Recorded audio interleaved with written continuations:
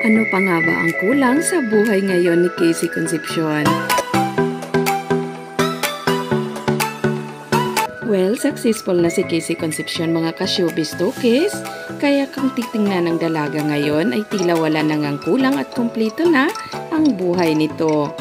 Ngunit sa recent vlog ng dalagang aktres ay sinabi nito na balak pa nitong magkaroon ng mga anak. Ibig sabihin lang nito mga ka-showbiz tukis ay may balak pa talaga si Casey Concepcion na magkaroon ng asawa o kung di man ay baka may frozen egg na ito na kung gustuhin niya na magkaanak sa takdang panahon ay magagawa niya.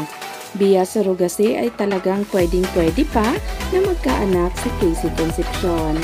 Sa ngayon mga ka-showbiz tukis, habang hindi pa umaabot ng 50 ang isang babae ay may posibilidad pa talaga na magkaanak ito. Yun nga lang ay malaki na ang magiging risk. Yes, mga ka-showbiz tukis, hangad ng mga fans ni Casey Concepcion na magkaroon ito ng sariling pamilya kung saan ay makakasama niya sa kanyang pagtanda. Sayang ang ganda ng lahi ni Casey Concepcion mga ka-showbiz tukis kung hindi man lang ito magkaroon ng mga anak.